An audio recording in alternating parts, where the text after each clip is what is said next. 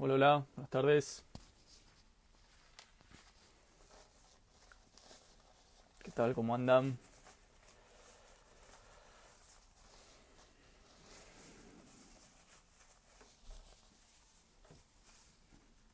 Buenas tardes. Bienvenidas, bienvenidos todos. Tengo que acomodar la camarita. ¿Cómo andan? Vamos a ir empezando nuestro vivo de hoy con un invitado especial, con Iván Carrino, con quien vamos a estar conversando un poco y abriendo otras voces también en esta cuenta. Eh, Acá van saludando, ¿cómo andan? Un gusto verlos. Saludos de España, dice Raúl. Un abrazo, Raúl. Vamos a esperar que se sume Iván. Vamos a estar charlando un poquito sobre... lo voy a fijar acá.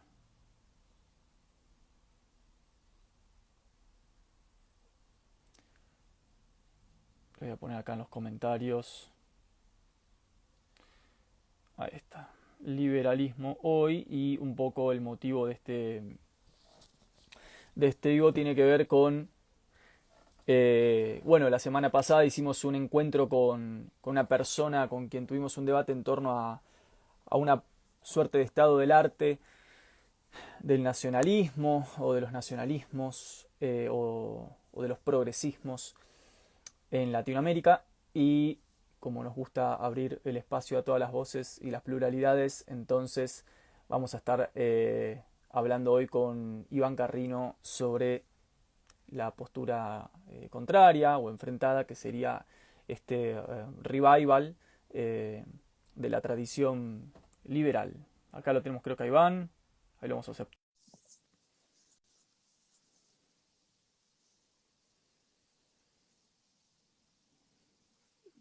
Ahí estamos. ¿Qué tal, Iván? Hola Nahuel, ¿qué tal? ¿Cómo andás? Un gusto. ¿Cómo estás, querido? Gracias Gracias, por la invitación. gracias por aceptar la invitación. Un gusto enorme tenerte acá. ¿Cómo estás? A vos por extendérmela. Muy bien, todo tranquilo. Acá andamos. Me alegro. Bueno, ahí te estaba presentando un poquito con el público que está conectado. Les comentaba que el encuentro pasado, la semana pasada tuvimos un encuentro con alguien que es más del lado oficialista. Entonces yo tenía ganas de armar un encuentro con alguien que hoy venga más del lado liberal o de este retorno fuerte del movimiento liberal. Y bueno, en virtud también de tu participación en redes y en diversos medios, pensé en vos. Así que nuevamente, gracias por estar acá, Iván. Buenísimo, excelente, un Bu- placer. Bueno, tengo algunas preguntas al modo Fantino, que las tenía un poco preparadas, un poco para la gente que te está conociendo, que te está viendo ahora, que rápidamente, ¿qué entendés por liberalismo hoy? ¿Y cuál sería un referente para vos del tipo de liberalismo que vos defendés, ¿no? Bueno, pará, me tengo que extender un poco, pero bueno, el liberalismo es una filosofía política, digamos que considera que la forma en la que los seres humanos podemos vivir en sociedad es garantizando el máximo posible de libertad para cada individuo que no pisotee el máximo grado de libertad de otro individuo, digamos, ¿no? Ujú. Eh, esa es la forma de coexistencia pacífica, en donde cada uno puede perseguir sus propios sueños, objetivos, metas y valores sin dañar a otros, digamos. Ujú. Eh, y me parece que ahí está resumida un poco la filosofía política del liberalismo, que obviamente después tiene vertientes políticas, económicas, y bueno, no sé, culturales, sociales, como se le pueda decir, ¿no? Lo mío es más la economía, haría un resumen sobre eso, pero bueno, en economía implica, bueno, el libre comercio, una intervención casi mínima del gobierno en lo que son relaciones comerciales, negocios, contratos, precios, producción y demás. Ujú. Eh, y en política, un Estado que se dedica a garantizar estas libertades, pero que debe ser controlado, porque bueno, como le vamos a dar el poder político para sancionar, bueno, hay que tenerlo bajo control, porque el tipo que sanciona también puede ser injusto en esas decisiones o violar el principio por el cual existe, ¿no? Claro. Que es justamente garantizar los derechos básicos. Y referentes, bueno, mira, yo acá tengo atrás un cuadro, digamos, hay dos economistas que son dos economistas de la escuela austríaca, Friedrich Hayek, que es un premio Nobel de Economía, él es, digamos, su formación de base sería como un abogado, que obviamente se dedicó a investigar y divulgar temas económicos. Él fue discípulo de Mises, aunque después fueron un poco contemporáneos, fueron socios, hicieron trabajo económico de coyuntura un tiempo allá en Austria. Después Mises se fue a los Estados Unidos, Hayek se quedó por ahí por Suiza, Ginebra, después estuvo en Londres. Entonces esos dos economistas claramente son mis referentes, digamos, los autores que más creo que he leído. Pero después tengo gran admiración por Adam Smith, otro economista.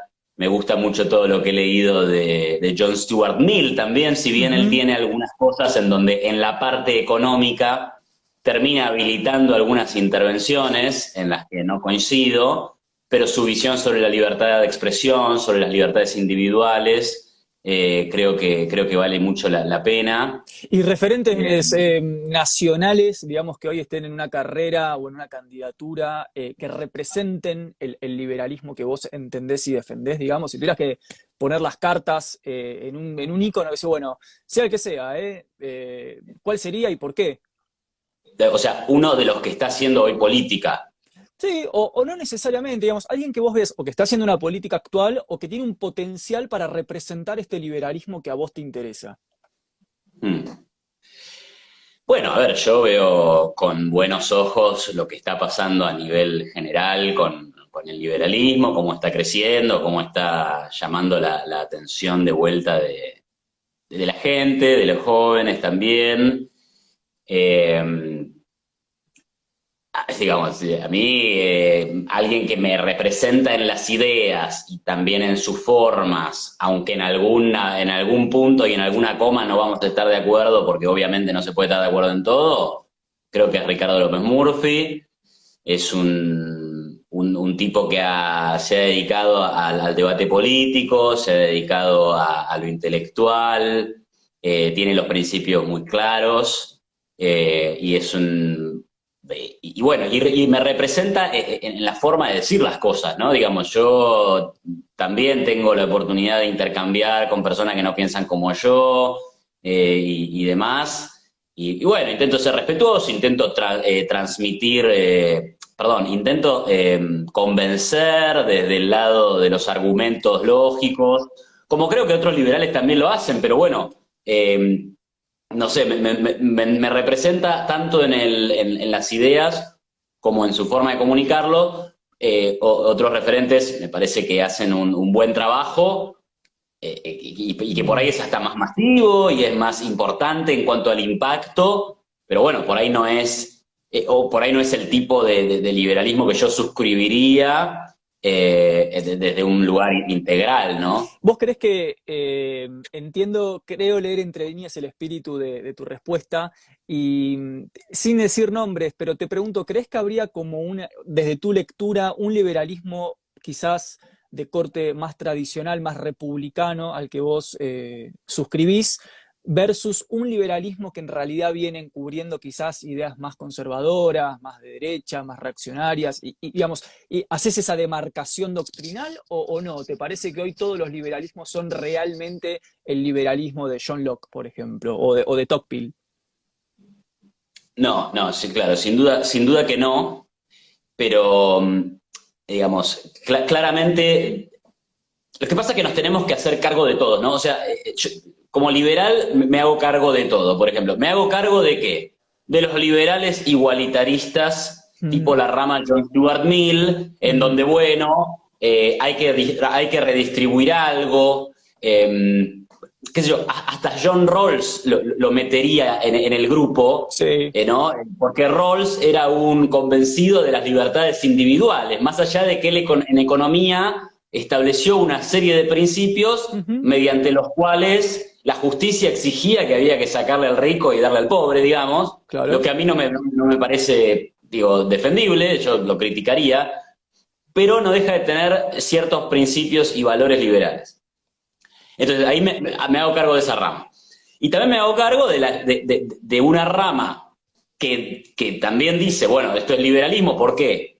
Porque les gusta la economía de mercado, porque Ujú. dicen, quiero impuestos bajos, quiero desregulación, no quiero que el gobierno me imponga mandatos de comprar aspirina, vacunarme, salir a las 3 de la tarde y volver a las 5. Mandatos no, déjame hacer mi vida Ujú. y las cortes dirán si yo afecto el daño, si yo hago un daño a un tercero. Bien, pero también creen en una sociedad virtuosa donde hay unas virtudes establecidas que tienen que ver con, no sé, ser heterosexual, no fumar marihuana y drogas, libertades sexuales y alguna cosita más que ahora me estoy olvidando, pero que bueno, por ejemplo, después suelen ser muy militantes antiaborto, ¿no?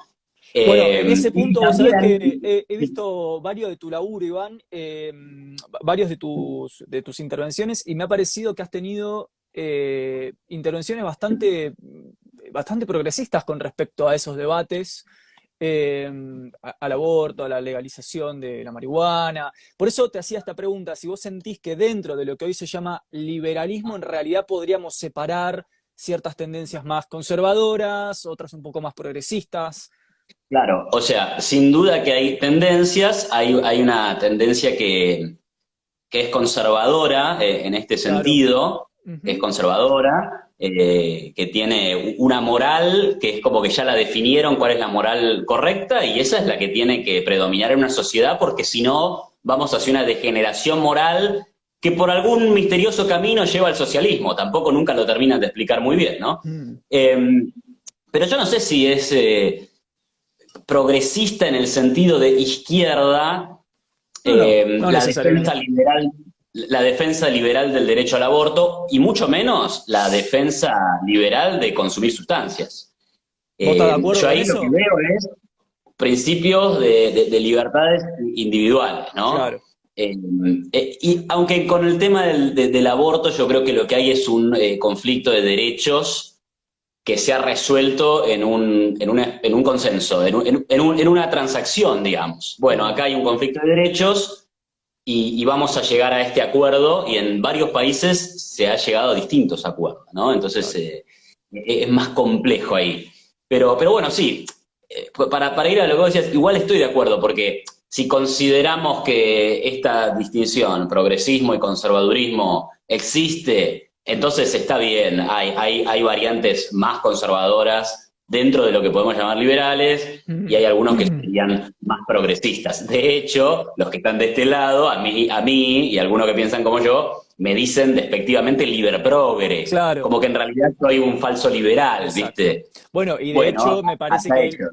el ala que viene pisando fuerte en la agenda electoral es la otra, no la tuya. Me parece como que la que pegó, la que Bueno, caló, ¿no? En el discurso, con acompañamiento mediático, por supuesto. bueno, es discutible porque hay que ver, por ejemplo, lo que piensa Spert sobre estos temas. A ver, hay mucha heterogeneidad. Por ejemplo, Ricardo López Murphy, que te dije que a mí me representa, me encanta y qué sé yo. Tiene una posición sobre las drogas en donde por ahora él dice hay que mantener la penalización. Discutámoslo, está bien, pero bastante que creo que que hay que mantener la prohibición. Eh, ahora, en el aborto, por ahí no conozco su posición, se va a manifestar a favor de despenalizar. Matrimonio igualitario, adopción homoparental, le va a parecer, no tiene ningún problema, no tiene ningún rasgo de homofobia López Murphy, y entiendo que su espacio tampoco. José Luis Espert se ha manifestado a favor de la despenalización del aborto, a favor de los derechos de las minorías sexuales, aunque a veces dice, bueno, pero ideología de género no. Y ahí hay como un debate, ¿de qué hablamos cuando hablamos de ideología de género? Yo creo que es y acá se me van a bajar 50 seguidores ya mismo, una falsa idea directamente, Claro. una falsa idea que esconde una agenda Ujú. restauradora de valores previos, que es muy Para, problemática. esto me interesa, perdón, Sí. paréntesis, desde lo filosófico me interesa esta premisa. ¿Vos crees que el progresismo esconde una agenda restauradora? No, no, no, no. Estos que dicen que hay una Ah, ideología de ahí va. género, Claro, ¿no? claro. Sí, sí, sí, sí. Eh, Entiendo. y quieren restaurar un orden previo, Ujú. porque en realidad le tienen fobia Totalmente. a la diversidad sexual, no la entienden, no saben, no entienden lo que es ser trans. Mira, te voy a dar una anécdota muy Totalmente. breve. Había un debate entre un señor que es un veterinario que se ha transformado en un pastor de estas cuestiones intelectuales, ha estudiado después otras cosas, por supuesto, eh, con una intelectual trans, y la tenía enfrente, y le decía, no, no, vos, básicamente que le decía, vos sos una ideología. Y la chica trans decía, bueno, pero pará, yo existo. No le decía eso, pero yo pensaba cuando veía eso, Claro, claro. pero Sin duda. hay alguien ahí que existe, ¿cómo le vas a decir que es una ideología? Sin Bueno, duda. en fin. Y yendo a Milei, que es el tercer referente, el tercero que está ahí en la política, también habría que preguntarle, ¿no? Porque en materia de drogas no queda muy claro lo que está pensando. Yo creo que él lo que hace para eludir un poco. Yo te digo lo que pienso. Yo creo que Milei cree que hay que despenalizar todas las drogas, que el Estado no tiene que meterse. Pero como tiene ahí, lo invita a Viviana Canosa, que si le decís eso se pone a llorar más o menos. Entonces, ¿qué hace? Hace una descripción técnica del problema y dice, bueno, tenemos el problema de que si uno consume, después va a pasarle la cuenta a otro. Entonces el estado de bienestar es un problema. Bueno, habría que avisarle que poner al Estado a perseguir consumidores es un gasto público también que lo bancamos entre todos. O sea que Obviamente. tampoco me cierran esas cuentas. Total. Él, Bueno, él perdón, está... perdón, Sí, te voy interrumpiendo porque vas diciendo cosas obvio, que obvio, obvio. me resuenan mucho y me interesan. Creo que este fue uno de tus focos de debate con un Zoom con Agustín Laje y un par más, donde me parece que se disparó este tema también acerca de teoría de género, etcétera. No, a ver, yo con Agustín Laje nunca debatí Hubo ahí un en encontronazo. Zoom. O sea, yo hice un video refiriéndome a una homofobia de él, y en un momento participamos en un vivo donde era otro el tema, y yo, digamos, no estaba para esa polémica. Nadie creo que estaba para esa polémica. Alguien hizo un comentario como diciendo, wow, mirá quiénes están acá. Y Agustín dijo, bueno, en otra época a vos te gustaba lo que yo decía. Cosa que es cierta. Yo lo conozco a Agustín Laje desde que tengo, no sé, 20 y pico de años. Creo que ha escrito cosas de valor en su momento, contra el populismo y demás. Pero el libro negro de la nueva izquierda y de ahí en adelante creo que no, eso tiene valor negativo, digamos, ¿no? No contribuye, confunde y además está, bueno, avanzando en ideas que no las veo favorables, digamos, y he hecho algunas críticas sobre eso, ¿no?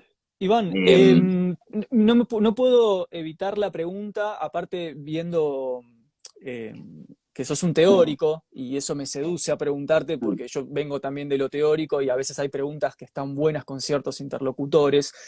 Si tuvieras que resumir en dos, tres, cinco palabras, digo, a grandes rasgos, ¿cuáles serían las fallas hoy o las impotencias tanto de los movimientos o de las ideas de izquierda como los movimientos o ideas nacionalistas que han generado esta aparición del liberalismo como una alternativa posible, ¿no? no, bueno, buenísimo. Es muy buena tu pregunta porque además creo que pone en contexto lo que está pasando, porque a veces también le damos como demasiado valor a las personalidades, que Hmm. por supuesto juegan un rol, O sea, claramente Milei es una personalidad destacada, cautivante, digamos, no se le puede quitar mérito, pero hay un contexto. Y el contexto yo creo que es que en Argentina gobernó, digámoslo así, el socialismo del siglo XXI, Ujú, ¿no? Este peronismo más populista, más tirado hacia la izquierda, que es mm, Cristina Kirchner y Néstor. ujú, Y en algo que, digamos, desde casi que el vamos, muchos economistas decían, bueno, ojo, porque esto es insostenible. ujú. Esto va a dar un boom, esto es insostenible en el largo plazo. Se advirtió, guarda, porque este modelo de crecimiento económico, de alto gasto público, emisión monetaria, controles de precios, termina con cuellos de botella, termina con alta inflación y termina sin crecimiento. ¿Y qué pasó en el año 2015? Que, a ver, ahí es donde cae este modelo. Y a ver, ¿quién gana? Gana el neoliberalismo, entre comillas. Sí, por supuesto, después vamos a decir que Macri no es neoliberal y todo eso. Pero gana una oposición más bien de derecha, ¿sí? Igual, si no está de acuerdo, decímelo, pero lo pongo así como que es lo que el No, saber sí, popular me tengo parece un que registro cree esto, parecido. ¿no? Sí, sí, sí, tengo un diagnóstico parecido.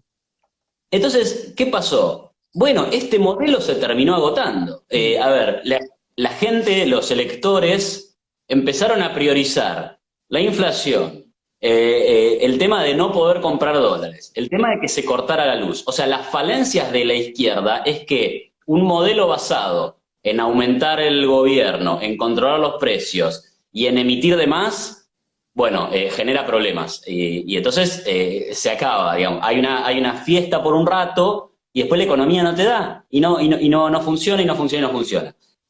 Entonces yo diría ahí, el contexto económico es ese, o sea, el gran problema de el peronismo de este último tiempo es que, bueno, dentro de su matrix no está la posibilidad de solucionar estos problemas, ¿por qué porque no? no creen que haya que solucionarlos. ¿Vos creés que es que no creen o creés que no pueden o que no tienen, por ejemplo, poder real? Por ejemplo, yo creo que el actual presidente no tiene poder real de empuje, aunque quisiera o creyera, no tiene con qué empujar. Entonces, a veces me parece que dentro del análisis político hay que incluir la variable de gobierno versus poder. Eh, Sí.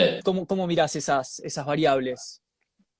Sí, bueno, obviamente que es deseable que un gobierno tenga poder, Mm, tenga credibilidad, tenga cierto apoyo, que por ahí son cosas que a este gobierno actual mm, le faltan.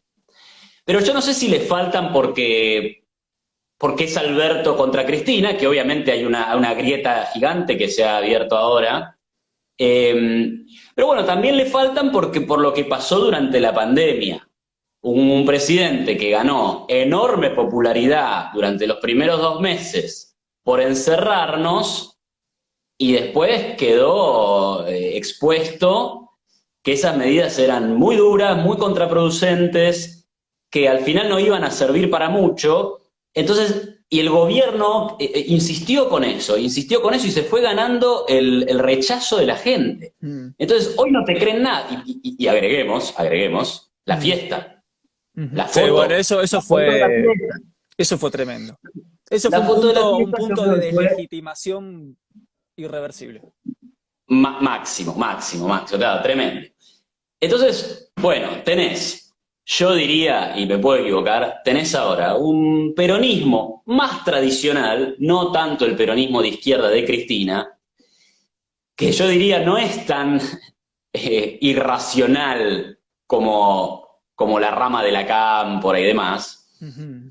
pero bueno, con dificultades, porque no tiene credibilidad y porque un poco dentro del gobierno también le van dando, lo van criticando duramente y bueno, no hay Claro. unidad, están todos, qué sé yo, corriendo el barco, ¿no? Iván, ahora te voy a llevar un poquito más para tu terreno, que es lo económico, donde vos me vas a enseñar a mí, porque sos el especialista, pero quería antes de ir ahí hacerte algunas preguntas más todavía desde la narrativa y las ideas, que es mi campo, la filosofía política. Algo que escucho en esta avenida o en esta vuelta del movimiento liberal que viene pegando tan fuerte, es una gran crítica a la famosa casta política, al parasitismo estatal, a la corrupción de los políticos, y una invisibilización, a mi gusto, problemática de la corrupción y los problemas que también vienen del sector privado, de las sinarquías, las oligarquías, las plutocracias argentinas, digamos, de todo esto que también tiene un contrapeso. Entonces, por un lado te quería preguntar si vos fueras como un referente principal del movimiento, si también orientarías tus cañones críticos a ciertos sectores privados o no, por motivos estratégicos, eso te lo estoy preguntando. Y lo segundo que te quiero preguntar es, ¿no crees también que en los movimientos liberales puede haber personas corruptas o personas que terminen viviendo del Estado como en cualquier otro tipo de partido político y que el problema en última instancia sea el sistema de partidos y no el liberalismo o el peronismo? ¿Cómo te llevas con esas ideas? Sí, sí, bárbaro. El tema de que puede haber el tema de que puede haber corrupción en el sector privado, bueno, sin duda. Corrupción, amiguismo, nepotismo, digo, cualquiera, ¿no? Cualquiera que uno conoce dice, "Ah, no, en mi empresa está el sobrino y entonces, y al final no hizo nada". Bueno, digamos, existen esas cosas. Pero el tema es quién corre con la cuenta, ¿no? Ujú.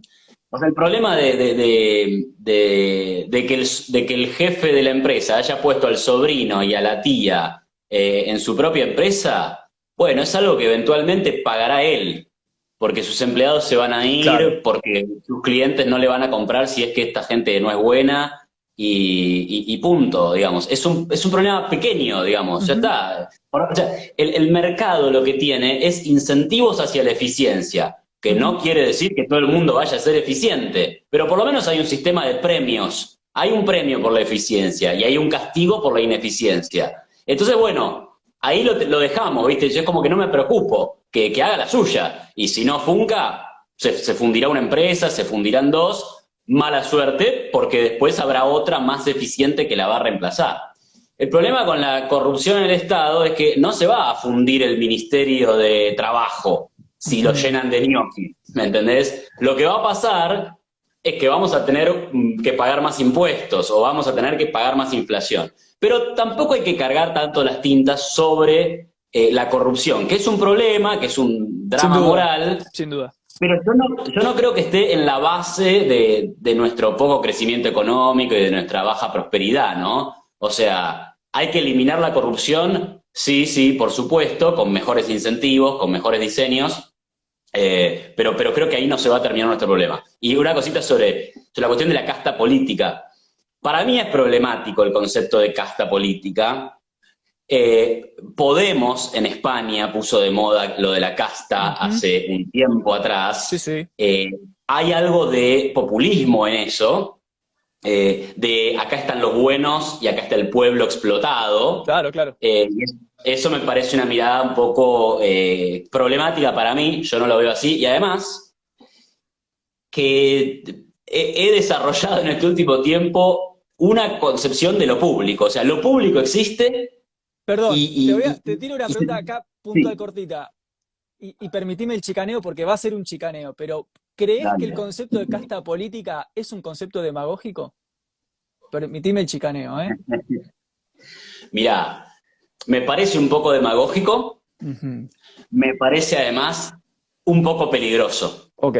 Eh, yo, digamos, a ver, esto está escrito en algunos textos de libertarios, como Murray Rothbard, Ujú. como Lew Rockwell o como Los Hans L. Hermann Hoppe. Ujú. ¿Sí? Hans Hermann Hoppe es un filósofo que escribió un texto que se llama Análisis marxista, Análisis de clase austríaco. Y básicamente lo que dice es, Marx tenía razón. La historia es explotados contra explotadores, Ujú.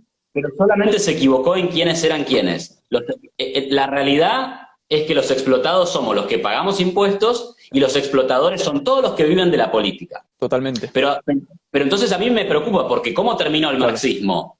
Con los, entre comillas, explotados Ujú. matando literalmente a sus, entre comillas, Sí, explotadores, sin duda. porque mataron a gobernantes, mataron a burgueses, a capitalistas.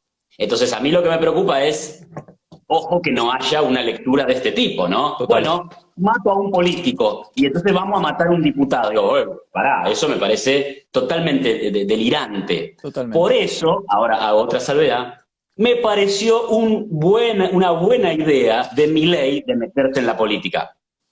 Porque yo creo que él tenía este discurso que era peligroso. O sea, él podía generar en alguien, alguno medio desequilibrado, por supuesto, terminar cometiendo algún acto aberrante. Al meterse en la política, de alguna manera, él dice, pará, porque yo lo voy a cambiar, voy a intentar cambiarlo desde adentro. ¿Sí?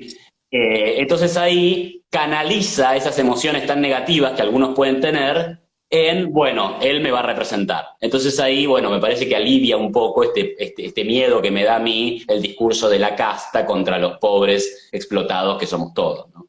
Pará, y en ese punto, Iván, cuando vos decís Milei, yo desde adentro, segunda pregunta quizás voluntariamente tendenciosa, ¿es yo Milei desde adentro o es yo Milei bancado por fuerzas internacionales muy grosas, por fundaciones grosas, no sé, digo, desde Fundación Neumann hasta Atlas?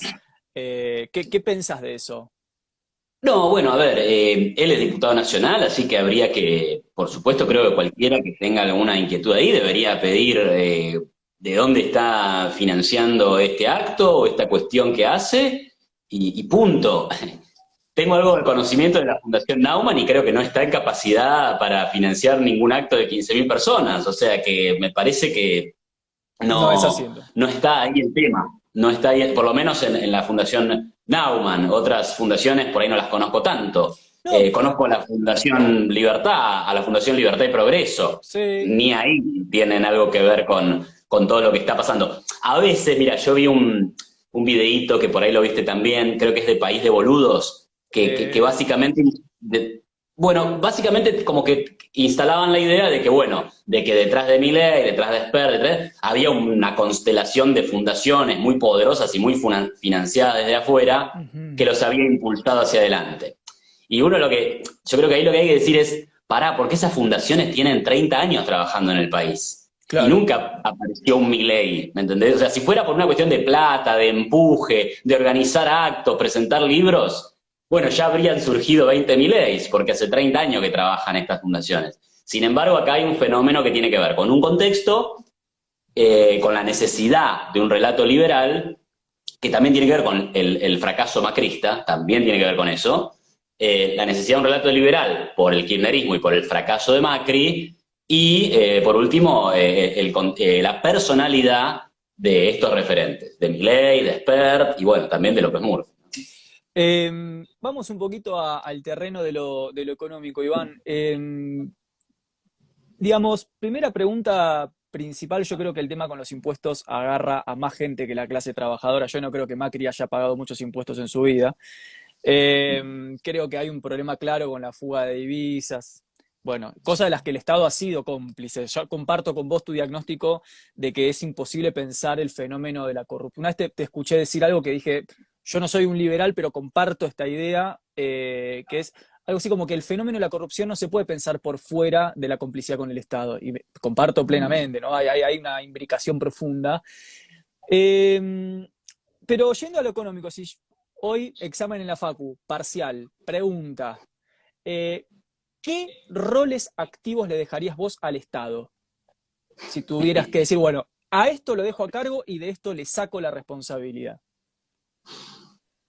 Bueno, asumiendo que no hay costos de transición, que por supuesto los hay, Y ahora, o sea esa que era mi estoy... segunda pregunta, así que... No, bueno, vamos, después le respondo Claro, esa. exacto. Si no hay, si no hay transición, o sea, si no hay costos, si es gratis la transición, Ujú, bueno, seguridad, justicia, creo que una atención sanitaria básica ujú. para todos, porque hay cosas que pueden pasar en el espacio público, tiene que haber ambulancia, tiene que estar el SAME, tiene que haber... Claro, Y, y por ahí algún subsidio a la educación, no lo que existe hoy, que es un ministerio que controla contenidos, no, eso no, digamos. Pero por ahí alguna forma de ayuda a quienes quieran educarse pero no puedan hacerlo, ¿sí? Entonces creo que mantendría por ese lado los roles del Estado, ¿no? Ujú. Este, ahí Bon Giovanni pone defensa, no sé, yo me inclino por el ejército voluntario de Costa Rica. Eh, eso sí es utópico, eso es utopía. Sí, sí, sí. Con lo cual también me van a dejar de seguir otros 20 que deben ser de la fuerza, ¿eh? Claro. Como un ex hermanastro mío que hizo tanto esfuerzo ahí en el colegio militar, pero bueno, lo Ujú. lamento. Sí, sí, sí. Acá te preguntan, por ejemplo, transporte, infraestructura. eh, Bueno, ahí yo creo que, bueno, sí, es interesante, ¿no? El transporte público. No, yo creo que eso se puede gestionar de forma privada, digamos. Todos los colectivos en la Ciudad de Buenos Aires son empresas privadas. Lo que pasa que, bueno, están fuertemente subsidiados, pero no, ahí creo que tiene que haber una gestión privada. Está bien por ahí armar calles en las ciudades y demás, pero después las autopistas y demás, las rutas, todo se puede gestionar mediante peajes, ya existe eso, entonces no veo un rol ahí tan relevante. sería como un poquito más que Nozick, digamos, un Nozick con 10 centímetros más. Bueno, podría ser, sí, es verdad. Ahí Un bien. poquito más. El otro día Mm. venía escuchando fuerte la semana, tengo así como las fui agarrando las preguntas y dije, ahora lo tengo Iván, le voy a así, tac, tac, tac, una tras la otra. ¿Dolarización sí o dolarización no? Eh, bueno, mira, sí, pero, o sea, sí, me parece que a esta altura o sea, sí porque es una solución real. O sea, la dolarización, por supuesto que terminaría la inflación en Argentina. Lo que pasa es que también hay otros mecanismos para terminar con la inflación en Argentina, que pueden llevar un poco más de tiempo para ser implementados, Sí. pero que nos llevarían al mismo puerto de baja inflación. Los defensores de la dolarización me van a decir, bueno, pero eventualmente viene otro gobierno y vuelve a hacer las mismas políticas desquiciadas que nos llevaron a esta inflación y tendrían su punto. Ujú. Pero lo que me pasa ahí es que digo, si países como Chile, Brasil, Perú, Colombia lograron resolver el problema de la inflación sin abandonar su moneda, no es imposible que lo hagamos Exacto, nosotros, ¿no? exactamente. Entonces, bueno, claro, mi formación, digamos, acá lo tengo a Hayek y qué sé yo, y tenía una visión más radical, de decir, bueno, que cada persona elija su propia moneda y demás. Me parecen terrenos interesantes, pero ahí soy más pragmático, digamos. Hagamos cualquier cosa monetaria que nos termine bajando la inflación en un plazo de 1 a 6 años, y yo voy a estar a favor. O sea, yo estuve a favor de Sturzenegger con sus metas de inflación, estuve a favor de la emisión cero, estoy a favor de la dolarización, estoy a favor de implementar un plan gradual de 6 años de bajar el déficit fiscal y bajar la emisión monetaria. O sea, ¿se entiende? No, ya no me interesa tanto, no me voy a casar con una receta. Ujú. Quiero algo que resuelva el problema. Todas esas cosas resuelven el problema. Bueno, agarremos una y démosle para adelante. ¿No pensás, Iván, que, a ver, yo creo que cuando pensamos en cómo resolver un problema, tenemos que pensar en las implicancias de la propuesta para la resolución del problema? ¿No pensás que pondría fuertemente en jaque la soberanía, pondría fuertemente en jaque, por ejemplo, una relación de dependencia con una moneda extranjera, un banco central extranjero? Ni hablar Bueno, el dólar, que es una dependencia con la Reserva Federal Norteamericana, que es 65% privada, o sea, son familias los dueños de esa institución.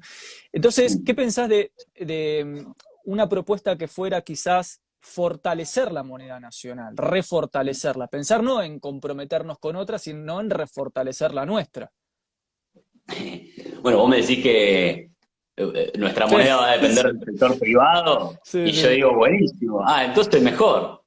No No, no. sabía que era privada. Ahora que me decís que es privada, No, bueno, mejor pensé que me entonces. ibas a decir que yo también era un utopista, y puede ser. Bueno, también, ¿no? Este, no, a ver, qué sé yo. Digamos, en Europa, por ejemplo, desde hace 20 años cada país decidió abandonar su soberanía.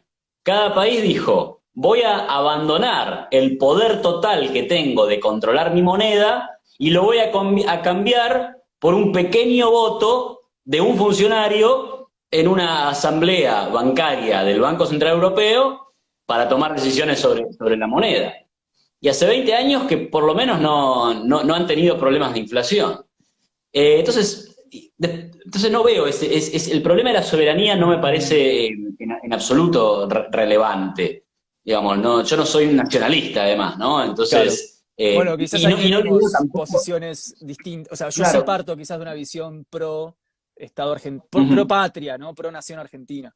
Yo, Y a personalmente. vos, te hago una pregunta entonces, ¿vos pensás que está la bandera como símbolo patrio, está el escudo, y la moneda es un símbolo patrio también? ¿Es algo que representa alguna cuestión cultural, nacional profunda? Porque, digamos, Sí, me yo. parece que incluso Mm. ¿no? No sé, ¿cómo lo ves?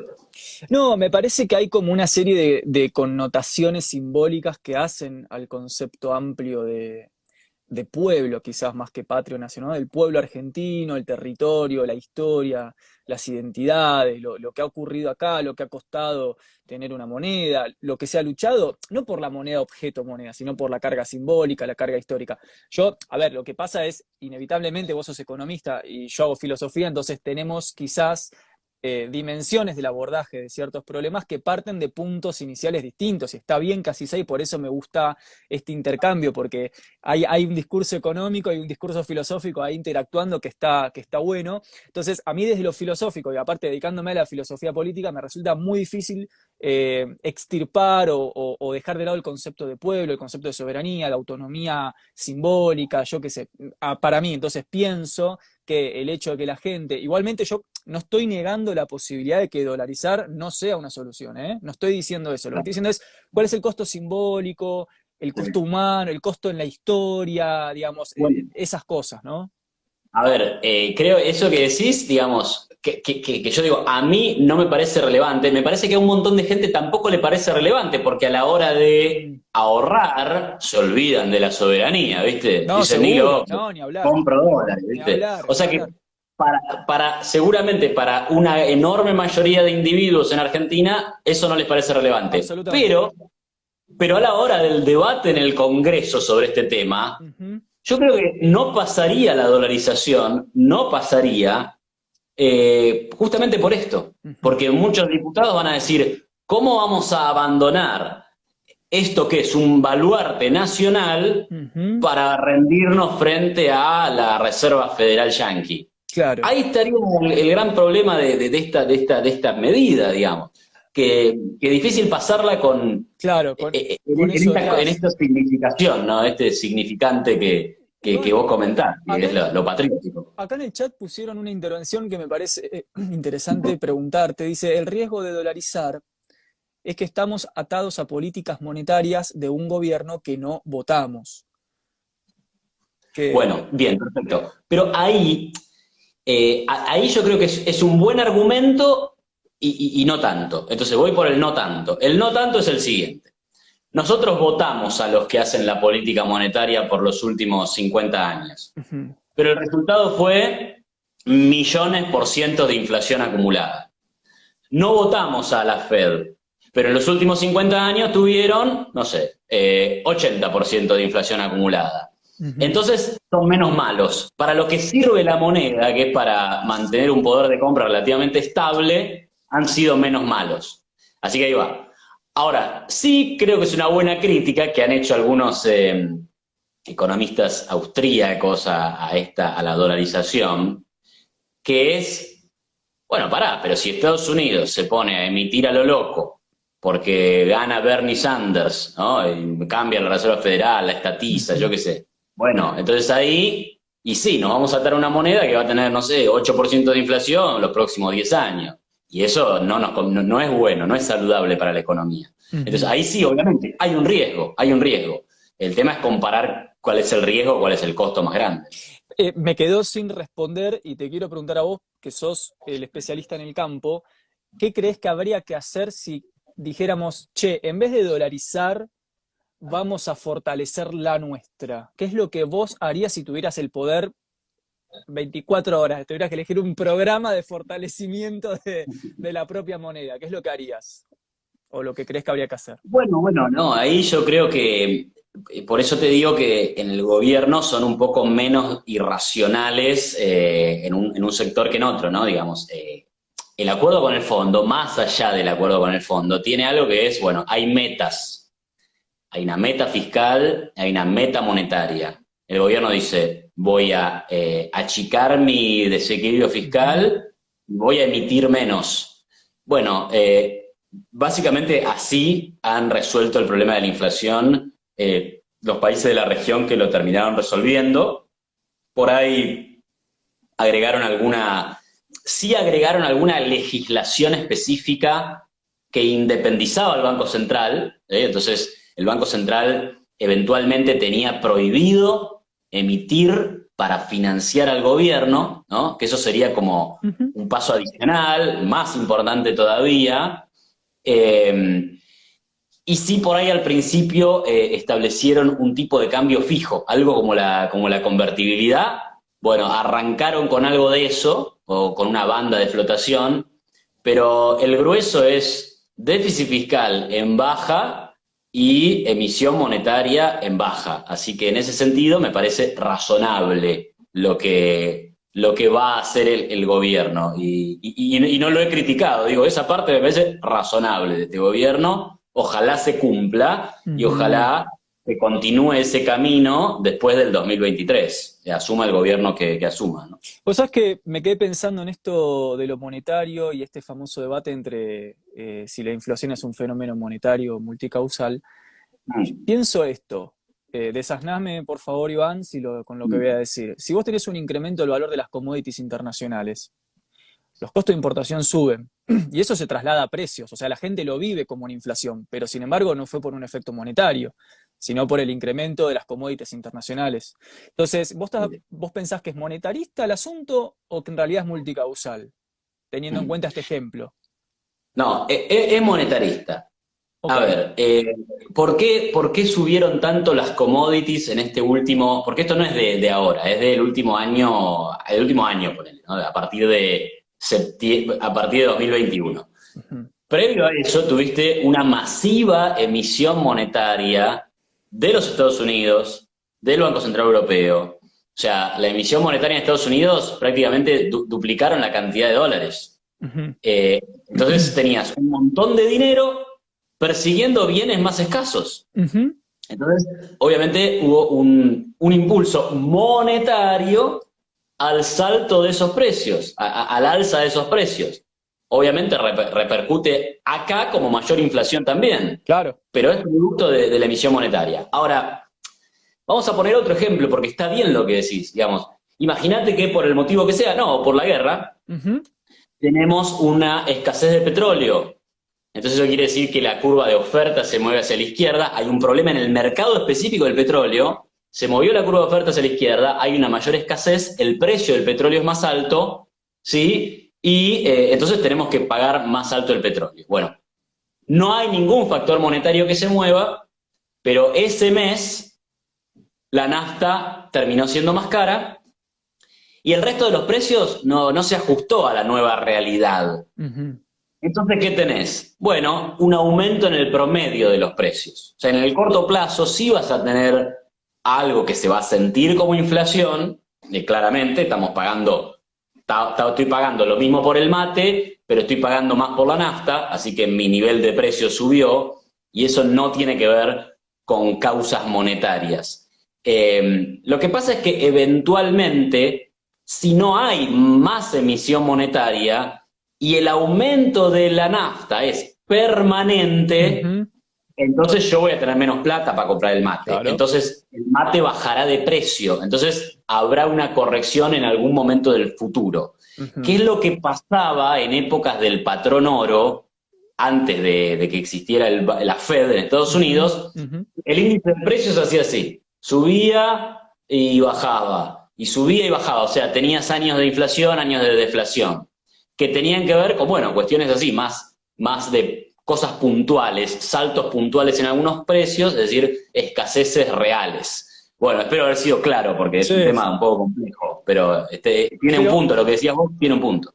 y en línea con esto, ¿pensás que estos razonamientos económicos, estas estrategias que vos planteás, que llevás adelante, siguen siendo aplicables hoy, por ejemplo, en el mundo de las criptomonedas, en el mundo en el que las redes sociales te manejan la bolsa de valores, digo, las acciones?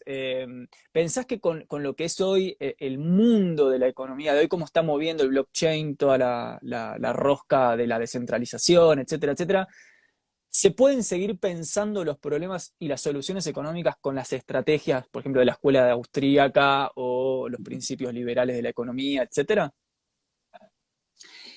Bueno, bueno, lo que pasa es que, por ejemplo, vos decís principios liberales de la economía, pero hay principios de la economía que son simplemente principios de la economía, ¿no? Hay un autor que a mí me gusta, es el manual para cualquier estudiante universitario. Algunos no lo habrán leído, por supuesto, pero bueno, en general se suele dar eso en las facultades, que es el de Gregory Mankiw, es un profesor de Harvard, Ujú, Principios de Economía. Y él arranca enumerando 10 principios. No todos esos principios son liberales, ujú, necesariamente, ujú. algunos sí, algunos no, pero son como leyes universales. Entonces, y yo creo que van a perdurar. Entonces, los principios universales de organización económica, de comportamiento humano, van a perdurar. Por supuesto, aparecen nuevas realidades, nuevas tecnologías y habrá que ir adaptando, pensando cómo aplican, cuánto pueden llegar a ser cuestionados esos principios, pero bueno, confío en que se van a mantener. Son bastante fuertes y son bastante duros. Entonces, los principios no cambian. Lo que sí va a cambiar es el enfoque, la aplicación, ¿no? Y ahora, digamos, me gustó esta aclaración que hiciste de principios de la economía, ¿no? No necesariamente liberales, porque a veces uno se mueve en este registro de si son principios con intervención del Estado, no son liberales, si son de regularización, desregulación o liberación, son principios liberales. Eh, Claro. Vamos no te quiero robar mucho tiempo, la verdad que es un placer el encuentro. Eh, si tuvieras que tomar el gobierno, el poder, digamos, pudieras tener una capacidad concreta de toma de decisiones a nivel gubernamental, eh, ¿qué haces con, por ejemplo, los subsidios? Entiendo tu respuesta, la puedo pronosticar, pero yo siempre tengo esta cuestión con las propuestas liberales, que creo que sin decirlo, corregime si pensás que no es así, pero me da la sensación que sin decirlo implícitamente plantean una especie de dicotomía, ¿no? Donde, bueno, acá estamos en este problema, nosotros, lo que decimos nosotros nos conduce al escenario de solución, pero lo que pasa en el medio, que es lo que pasa con la gente que ya está jugada, de eso no se habla, digamos. Es como ese punto muerto en el medio. Entonces, ponete, sacamos los subsidios, quitamos al Estado de la contención de ciertos sectores sociales vulnerados, golpeados. Vos retirás todo eso en nombre de propiedad privada, trabajo, crecimiento, desarrollo, etcétera. ¿No pensás que habría un intersticio de tiempo muy duro donde mucha gente la pasaría muy mal? No sé si sería así de catastrófico, de bueno, le van a pasar muy mal, pero yo te dije al principio que me gustaba Adam Smith, ¿no? Ujú. Smith en el libro 4 capítulo 2 creo que es, o libro 2 capítulo 4 de La riqueza de las naciones, él hace toda una gran crítica a las trabas a las importaciones. Ujú. Digamos, ahí muestra todo su potencial argumentativo en favor del libre comercio. Y entonces enumera causas de por qué cerrarse es directamente una tontera, digamos, es directamente tonto y no tiene sentido y es ineficiente y es inviable y es perjudicial para la gente. Ujú. Pero después, a renglón seguido, dice, bueno, pero para liberar hay que tomarse tiempo. Claro. Digamos, es una estrategia gradualista, Claro. ¿no? Que tan criticado fue el gradualismo, es una estrategia gradualista.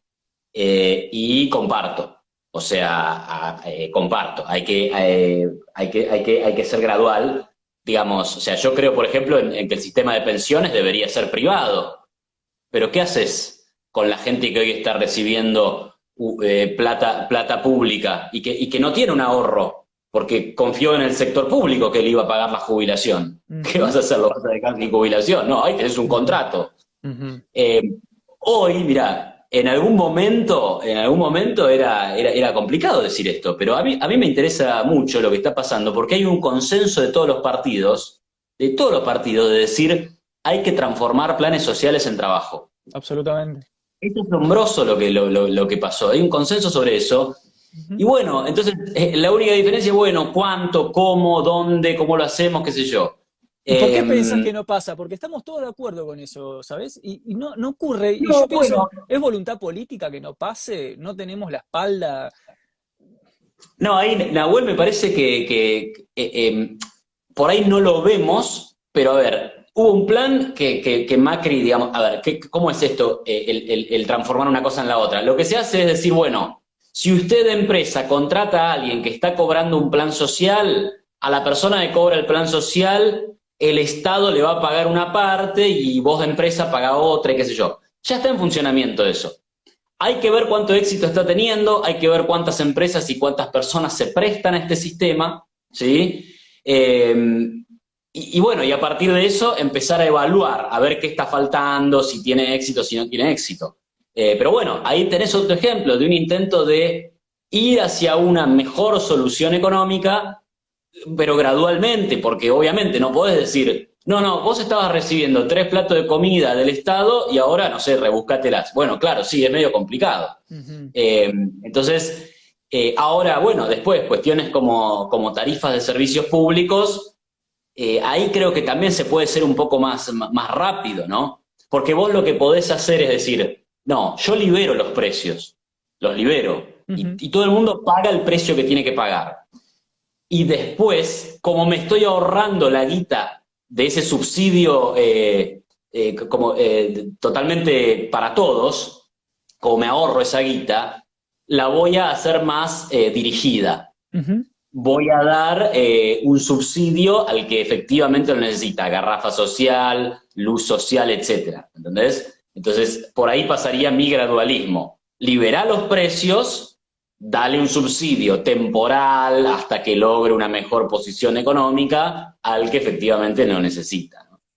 Ahora, ¿no habría como en esa propuesta un cierto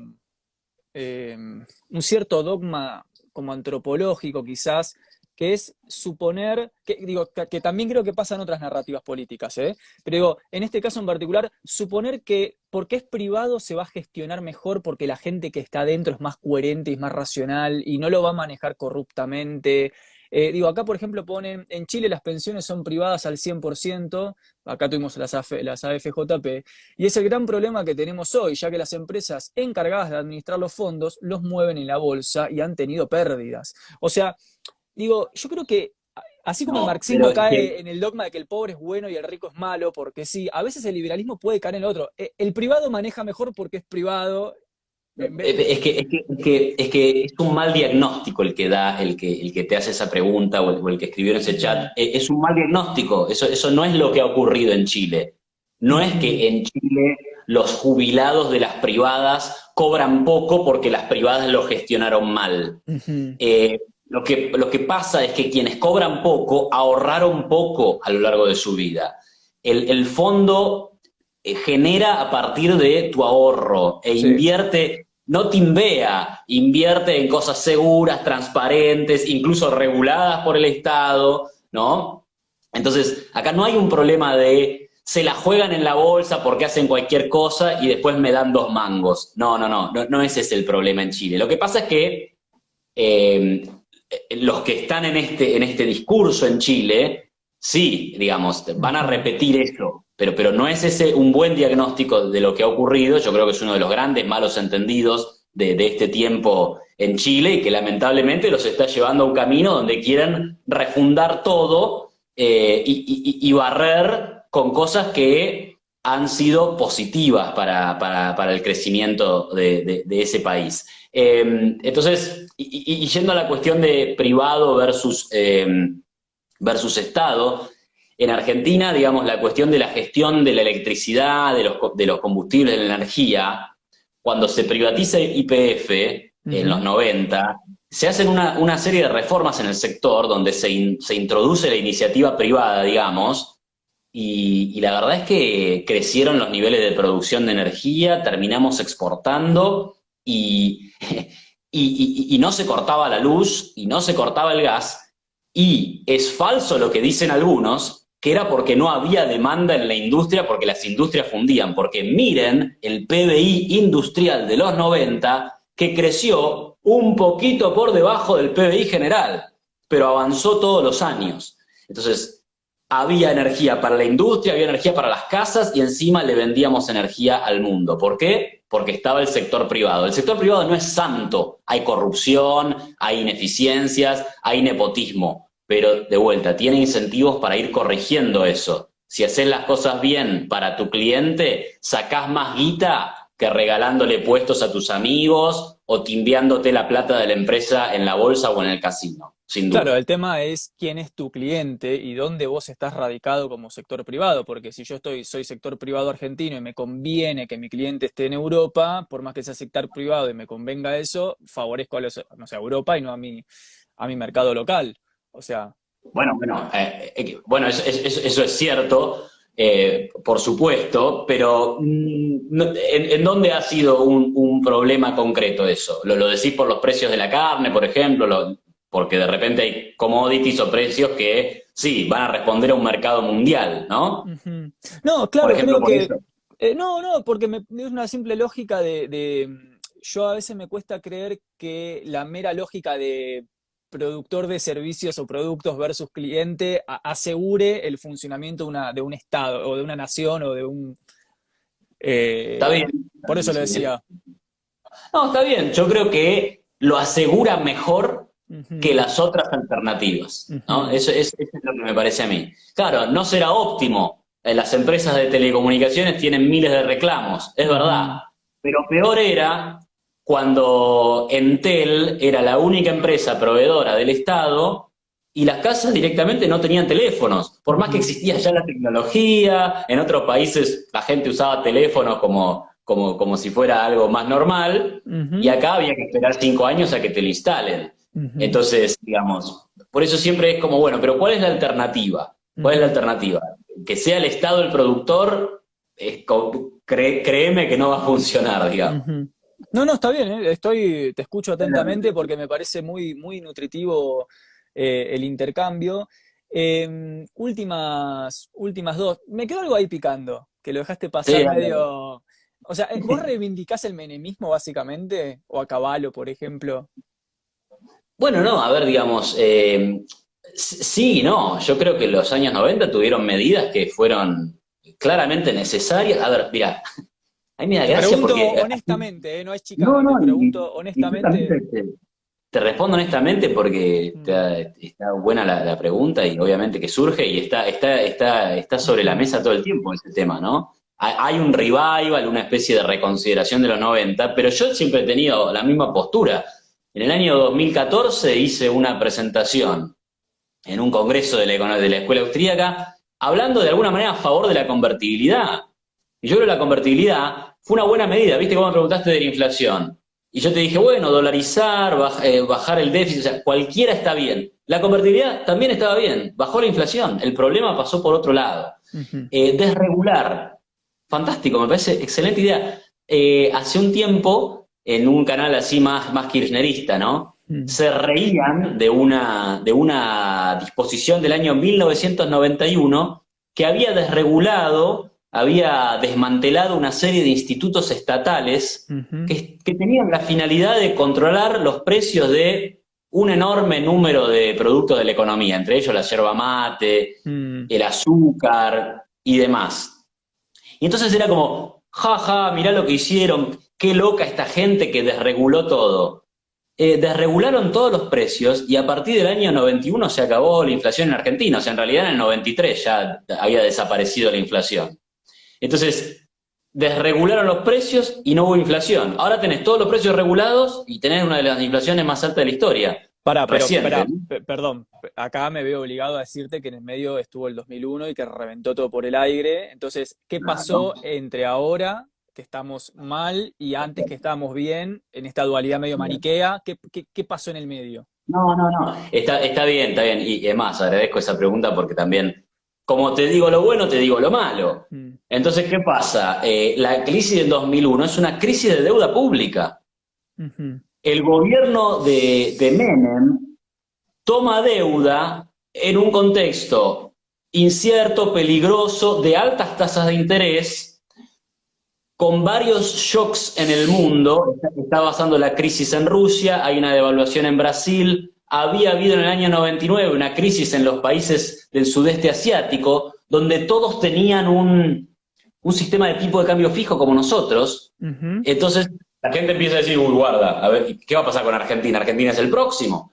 Entonces, en ese contexto había muchísima deuda pública. ujú, ¿Quiénes tenían mucha deuda pública del gobierno? ¿Quiénes eran acreedores? Los ujú. bancos privados. Sí, sí, sí. O sea que los argentinos indirectamente habíamos puesto nuestros ahorros en guita del gobierno, Ujú, sin querer, porque la habíamos puesto en los bancos. Entonces el gobierno entra en una crisis de deuda, los acreedores no le creen más al gobierno, se dispara el riesgo país, porque también aparece el miedo de, uy, estos van a abandonar la convertibilidad.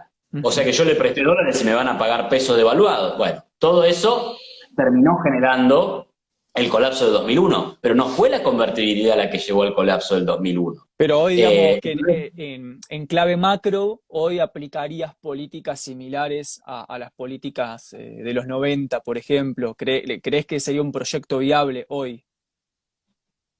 y estoy a favor de desregular, estoy a favor de privatizar, estoy a favor de liberar precios y estoy a favor de tener una moneda estable sin inflación. Varias de esas cosas se hicieron en los 90, por lo tanto, sí, no tengo miedo de decir, bueno, hay que hacer eso, hay que hacerlo y hay que cuidar el tema fiscal, o sea, porque el tema fiscal es por donde siempre termina reventando todo, ya sea con una crisis de inflación o ya Ujú. sea con una crisis de deuda como la que fue 2001, ¿no? Vos sabés, Iván, que voy a decir esto un poco a mi pesar de ciertos análisis teóricos que he hecho en su momento, porque hay que dar la razón con algo, que es lo siguiente. Generalmente cuando se tiene este tipo de debates, que ya he tenido con otros referentes como vos, se suele dar como ejemplo negativo el caso Chile, ¿no? Entonces dicen, bueno, pero miren qué pasó en Chile cuando se hizo lo que Iván, digamos, ahora estarías diciendo vos. Y yo Sí. al principio, yo compartía esa crítica negativa, pero te voy a contar algo que me pasó este enero con chilenos. Me fui a la provincia de Mendoza a hacer un poco de montaña y en la montaña estuve con unos chilenos. Me contaron que o sea, con un país que adoptó estas políticas económicas que vos decís, que yo siempre las critiqué, digamos que yo siempre me paré del otro lado, que pensé que conducían a una cosa inevitablemente catastrófica, sobre todo por lo que pasó en Chile a partir del 2019, ellos me dijeron, nosotros en Chile pagamos la leche lo mismo hace 10 años, me dice. Me dice, y cada chileno que labura puede pedir un préstamo y comprar un auto, apostar a una casa. Estuvimos charlando toda una tarde con mate y digo, bueno, pará. O sea, a ver, y era muy loco que yo le contaba lo que pasa acá en Argentina. Me acuerdo estaban indignados, pues decían, no, tuvimos como un 2% de inflación en el año. Yo decía, papi, o sea, eso es la entradita en calor para nosotros, o sea, ahora tenemos un 7% este mes. Es el primer mes, claro. Entonces, digo, quiero ser un poco más concederte más a lo que estás diciendo, porque es verdad que a veces las cosas terminaron mal con esa clase de política. Yo creo que pueden terminar mal, más probablemente que bien. Pero también es cierto que cuando hablas con gente de Chile, que es el ejemplo que generalmente se pone de forma negativa, el mismo chileno te dice que sí es cierto que lo que tiene Chile es una desigualdad brutal, pero tiene una economía muy estable. Y aparte tiene una carga impositiva muy baja en el comercio exterior, con lo cual pueden importar, como todos sabemos, es más barato. Bueno, en su momento era más barato. Entonces, quería matizar esto porque si no siempre queda un solo relato del caso Chile, ¿no? No sé qué opinás al respecto. Bueno, te sumo porque también veo algunos comentarios, ¿no? Por ejemplo, en Chile no hay movilidad social. Me gustaría pasarte ahí dos artículos. Hay un artículo en la prensa que salió hace un tiempo en el diario La Tercera de Chile, Ujú. donde se marcaba a Chile como el país con mayor movilidad social de la OCDE, o sea, de la Ujú. Organización de Cooperación y Desarrollo Económico. La OCDE son unos 20 y pico de países, hay varios países muy desarrollados, está Chile, está México y algún otro país de Centroamérica. Entonces, tiene movilidad social más que toda la OCDE. Y hay otro artículo ya más profundo, más técnico, de un señor de apellido Zapelli, yo creo que el nombre es Carlos, es un chileno de una universidad de allá, que analiza también la desigualdad y la movilidad social a lo largo del tiempo y muestra que ha ido mejorando increíblemente, que digamos, una cosa es ver el índice Gini hoy, que puede ser más grande que el de Argentina o el de otros países de Latinoamérica, pero que otra cosa es mirarlo a lo largo de la historia, cómo ha ido mejorando, cómo ha ido mejorando el acceso de los chilenos a la universidad, por ejemplo, que sabemos que esa es la educación que también te permite acceder a buenos trabajos y demás. Entonces Chile, obviamente que eso ya no es un trabajo que te mandaría, pero porque se pueden chequear las cifras, ha derrumbado la tasa de pobreza, ¿no? Yo hace un tiempo, conversando con una economista que se llama Candelaria Boto, que está en Futurock, le decía que si miramos la tasa de pobreza en Chile y en Argentina, comparadas desde mediados de los 80 hasta hoy, Argentina tiene, por el Banco Mundial, ¿no? Porque son tasas comparables, Ujú. tenía un 8% en esa época y tenía un 8% en el año 2018. O sea que nos quedamos estancados en el 8, digamos, entre Ujú. subidas y bajadas. Chile tenía 30% y la bajó a 8. Ujú. Entonces, eso es, eso es liberal, eso es progresista, no sé, digo, eso es lo más progresista que conozco, ¿no? Digamos, la gente pudiendo salir de la pobreza, la gente pudiendo acceder a un crédito, pudiendo acceder a un estudio universitario. Entonces, bueno, me parece que, y, nada, yo me puedo extender, porque también está el tema de, en Chile el estallido social demostró el fracaso del liberalismo. Bueno, para mí lo que mostró también es que hay una izquierda organizada, que puede generar desmanes, que es violenta. Hubo protestas estudiantiles con Bachelet, o sea, obviamente hay también otros factores que juegan y Ujú. no demuestra nada. Acá tenemos una campe de 4 días y eso no demuestra el fracaso del peronismo, aunque alguien podría ir y argumentar eso. ¿No ves que hay 4 días de acampe? Es un desastre, hay un montón de gente que está mal, entonces tiremos a la basura el peronismo, o tiremos a la basura el modelo de la justicia social, o tiremos a la basura el liberalismo, qué sé yo. No es no es un buen Entiendo, argumento, entiendo perfecto. no es una buena muestra, ¿no? Me llama la atención porque, no siendo yo un liberal de base, la verdad es que comparto muchísimo. Me parece que hay mucha coherencia en muchas cosas de las que estamos trayendo. Eso me llamó la atención. Yo pensé que me ibas a venir con un liberalismo restitutivo del fascismo de los 50 y dije, no, bueno, pero no, me parece bien. Última y no te jodo más, Iván. Eh, ¿Vos creés que el liberalismo puede resolver el tema de la pobreza en Argentina como modelo político, cultural y económico? Mira, yo te diría, te daría dos puntos. En primer lugar, sí, yo creo que digamos, está probado que el sistema capitalista es tan capaz de producir riqueza que termina elevando la marea para todos los barcos, ¿sí? Algunos se elevará más, otro menos, pero claramente la tasa de pobreza baja por la mayor cantidad de producción.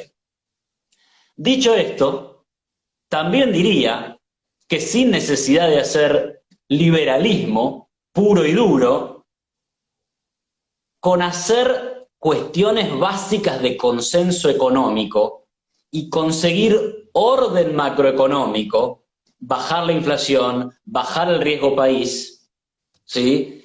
Y tener un país más predecible en cuanto a las normas sobre la propiedad privada, que tampoco eso es pleno liberalismo, digamos, es decir, bueno, mirá, no te vamos a cobrar un impuesto mañana, vamos a mantener lo que hay, va a ser estable, ¿no? Este, Entonces, un déficit fiscal que baje con alguna baja de gasto, pero cuestiones, te digo, moderadas. No estoy pidiendo la revolución capitalista, que por supuesto me gustaría que ocurriera y tendría mejores resultados, pero con esto solo, con una cosa así de mínima, eso también contribuiría a bajar la Y pobreza. en ese ordenamiento, ¿privatizarías, por ejemplo, la universidad pública, la salud pública? ¿Meterías todo en en ese principio de orden económico?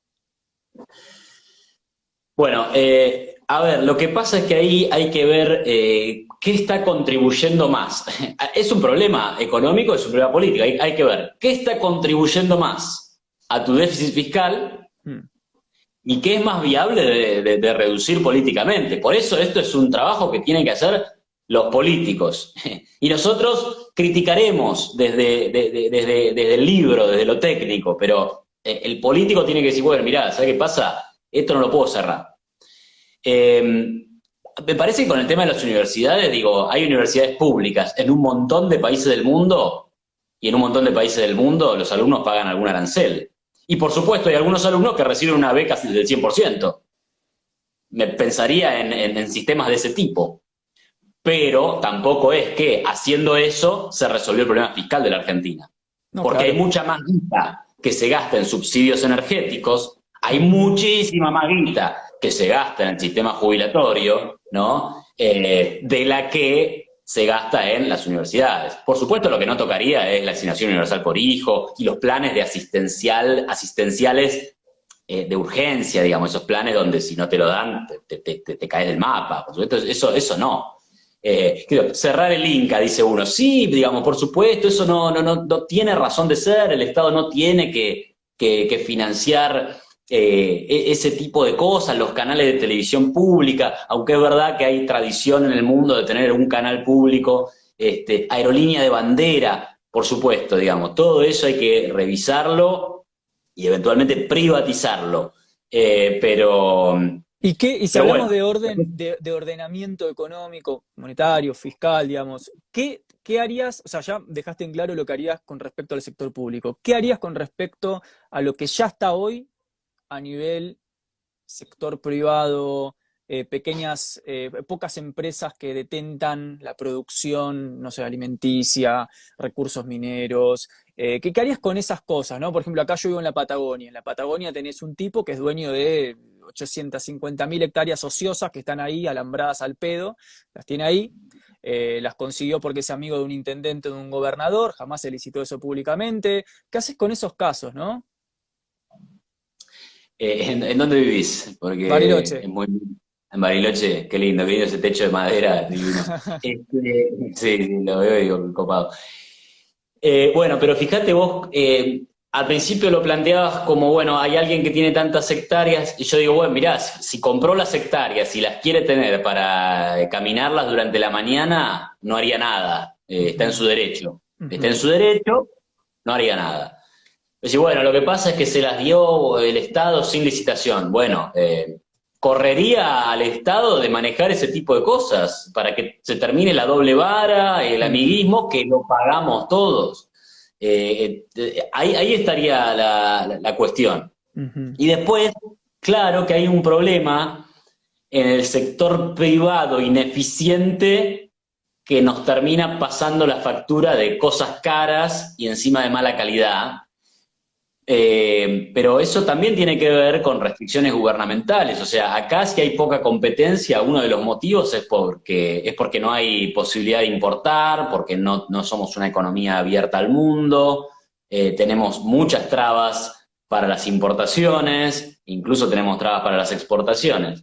Pero, Pero también tenemos entonces, especulación privada a largo plazo, porque yo te digo, hay tierras ociosas que no las mueven tan solo para especular con el sector inmobiliario de acá a 30, 40 años. Y yendo a la tradición liberal, al Tratado del Gobierno Civil de Locke, cuando en el capítulo 5 dice la tierra solo puede ser privada si la trabajás, si la extraes fruto, riqueza. Entonces uno podría decir, bueno, digo, si el mismo padre del liberalismo está diciendo que no podés tener tierras ociosas, pienso en, y mirá, te mando para el otro, reforma agraria. Obviamente algo inaceptable para una tradición liberal, pero que en germen estaría ahí planteado en el gobierno, en el Tratado de Gobierno Civil de Locke, por ejemplo. Sí, sí, sí, a veces converso con algunos amigos sobre ese tema, pero bueno, no, me parece que ahí yo no lo seguiría a Locke en ese punto. Eh, digamos, No, vos te pegan sos, un golpe de Estado que sabés que, ¿no? bueno, por eso, digamos, yo soy, digamos, es fruto de tu esfuerzo, tu trabajo o tu buena suerte y te compraste 700 hectáreas y las querés tener ahí ociosas. Bueno, Ujú. eventualmente el mercado te terminará mostrando que es mejor ponerlas a producir. O eventualmente, ¿sabes lo que va a pasar? Esa persona se va a morir y van a quedar en sus hijos, y van a ser 3 o 4, y después van a ser nietos, ¿eh? Mm. Y se va a terminar distribuyendo la tierra con el tiempo, ¿no? Que lo que termina pasando. Pero el problema fundamental es que acá tampoco hay población. Ujú. O sea, este país ha logrado, digamos, alejar a la población en lugar de atraerla. Somos un país poco densamente poblado, Ujú. pero porque, bueno, no estamos generando un faro que atraiga a la gente a venir acá, a instalarse, a producir, a trabajar, etcétera. Digamos, si ordenáramos la macroeconomía, si tuviéramos menos impuestos, si tuviéramos menos trabas para comerciar con el mundo, no solo tendríamos más inversión, más empresas, tendríamos más gente. Ujú. ¿No? Y esa más gente iría a decirle a estos terratenientes, bueno, te alquilo una parte de tu tierra, te la compro, etcétera, etcétera. Empezaría también un movimiento más en ese sentido, digamos. Yo creo que Ujú. por ahí debería empezar a moverse el tema ese, ¿no? Bueno, Iván, quedan muchas preguntas. La verdad que incluso de las que te hice me quedaron subpreguntas y cosas para charlar, pero el tiempo es tirano y entiendo que estás a full también. Para la gente que te está mirando, algo que vos quieras, alguna actividad, algo que quieras comentar, algún No, no, laburo. no, bueno, sí, agradecerte a vos, un placer, la verdad que nada, súper, nada, felicitaciones también por el trabajo que haces, veo que hay mucha gente que te sigue, que te banca, cuando lo puse en mis redes, muchos, qué bien, bueno, un grande, bueno, Bueno, que te vaya bien, así que genial, genial también eso, te he visto en algún que otro debate, he leído un artículo tuyo sobre no romantizar el caos en épocas de ah, pandemia, sí. ¿eh? ¿Cómo llegaste a Muy, eso?